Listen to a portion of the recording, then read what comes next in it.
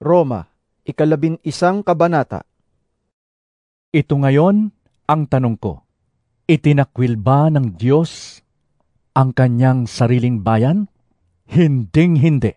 Sa katunayan, ako man ay isang Israelita mula sa lahi ni Abraham at kabilang sa lipi ni Benjamin. Hindi itinakwil ng Diyos ang kanyang bayan na sa simula pa'y pinili na niya. Hindi ba ninyo alam ang sinasabi ng kasulatan tungkol kay Elias? Dumaing siya sa Diyos laban sa Israel. Sinabi niya, Panginoon, pinatay nila ang iyong mga propeta at giniba ang iyong mga altar. Ako na lamang ang natitira at gusto pa nila akong patayin. Ngunit ano ang sagot sa kanya ng Diyos? Nagtira ako ng 7,000 lalaking hindi sumamba sa Diyos-Diyosang si Baal. Ganoon din sa kasalukuyan. Mayroon pang nalalabing mga hinirang ng Diyos dahil sa kanyang kagandahang loob. At kung iyon ay dahil sa kanyang kagandahang loob, maliwanag na iyon ay hindi dahil sa gawa.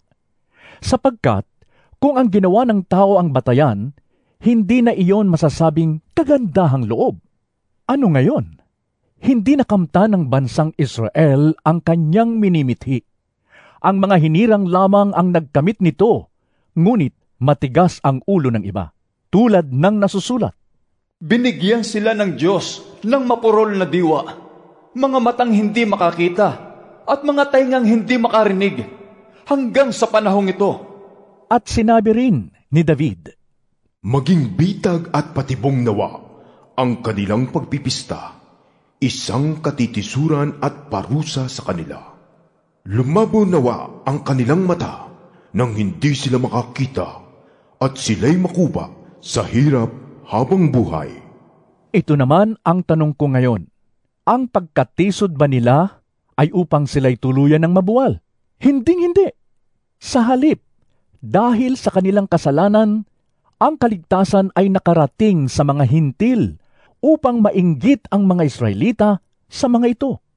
Ngayon, kung ang kasalanan ng mga Israelita ay nagdulot ng masaganang pagpapala sa sanlibutan, at kung ang kanilang pagbagsak ay nagdulot ng masaganang pagpapala sa mga hintil, gaano pa kaya kapag nagbalik loob sa Diyos ang buong Israel? Ito naman ang sasabihin ko sa inyo, mga hintil. Dahil ako'y apostol para sa inyo, ipinagmamalaki ko ang aking katungkulan. Ginagawa ko ito upang inggitin ang aking mga kababayang Hudyo, at nang sa gayon ay maligtas kahit ang ilan sa kanila. Kung ang pagkatakwil sa kanila ay naging daan upang ipagkasundo sa Diyos ang sanlibutan, ang muling pagtanggap sa kanila ng Diyos ay matutulad sa muling pagkabuhay ng patay. Kung banal ang unang tinapay mula sa masa ng harina, gayon din ang buong masa. At kung ang ugat ng punong kahoy ay banal, gayon din ang mga sanga nito. Kung pinutol ang ilang sanga ng punong olibo, at ikaw na sanga ng olibong ligaw ang idinugtong sa puno upang makabahagi sa buhay na nanggagaling sa ugat ng punong ito, huwag kang magmalaki sa mga sangang pinutol. Alalahanin mong hindi ikaw ang bumubuhay sa mga ugat. Ang mga ugat ang bumubuhay sa iyo.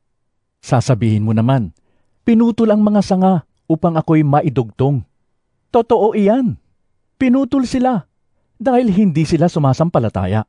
Ngunit ikaw naman ay nananatili sa puno dahil sa iyong pananampalataya. Kaya't huwag kang magmalaki. Sa halip ay matakot ka. Sapagkat kung ang mga tunay na sanga ay hindi pinanghinayangan ng Diyos, ikaw pa kaya ang panghinayangan niya? Dito'y nakikita natin ang kabutihan at kabagsikan ng Diyos. Naging mabagsik siya sa mga hindi sumasampalataya sa Kanya. Subalit, mabuti siya sa inyo kung mananatili kayo sa Kanyang kabutihan. Kung hindi, kayo may puputulin din. Ang mga Hudyo'y idudugtong niyang muli sa puno kung sila ay sasampalataya, sapagkat kayang gawin iyon ng Diyos. Kung ikaw na sangang galing sa olibong ligaw ay naidugtong sa tunay na olibo, kahit na ito'y salungat sa kalikasan, lalo pang madaling idugtong sa puno ang mga talagang sanga nito. Mga kapatid, isang hiwaga ang nais kong malaman ninyo upang hindi maging mataas ang palagay ninyo sa inyong sarili. Ang pagmamatigas ng Israel ay sa isang bahagi lamang hanggang sa mabuo ang takdang bilang ng lahat ng mga hintil na lalapit sa Diyos. Sa paraang ito, maliligtas ang buong Israel tulad ng nasusulat. Magmumula sa Sion ang tagapagligtas, papawiin niya ang kasamaan sa lahi ni Jacob. At ito ang gagawin kong kasunduan namin kapag pinawi ko na ang kanilang mga kasalanan. Dahil tinanggihan ng mga Israelita ang magandang balita, sila'y naging kaaway ng Diyos, at kayong mga hintil ang nakinabang. Ngunit dahil sa sila ang mga hinirang ng Diyos, sila'y mahal pa rin niya, alang-alang sa kanilang mga ninuno. Sapagkat hindi nagbabago ng isip ang Diyos tungkol sa kanyang mga kaloob at pagtawag. Noon, kayong mga hintil ay hindi sumusunod sa Diyos. Ngunit ngayon, kayo ay tumanggap ng habag ng Diyos nang sumuway ang mga Hudyo. Gayon din naman, dahil sa habag ng Diyos na inyong naranasan, sinusuway naman ngayon ng mga Hudyo ang Diyos. Nang sa gayoy, maranasan din nila ngayon ang kanyang habag. Sapagkat hinayaan ng Diyos na maalipin sa pagsuway ang lahat ng tao upang maipadama niya sa kanila ang kanyang habag. Lubhang napakasagana ng kayamanan ng Diyos, di matarok ang kanyang karunungan at kaalaman. Sino ang makapagpapaliwanag ng kanyang mga kapasyahan? Sino ang makakaunawa ng kanyang mga pamamaraan? Gaya ng nasusulat, Sino ang nakakaalam sa pag-iisip ng Panginoon? Sino ang maaaring maging tagapayo niya? Sino ang nakapagbigay ng anuman sa kanya na dapat niyang bayaran? sapagkat ang lahat ng bagay ay mula sa Kanya, sa pamamagitan niya at pag-aari niya.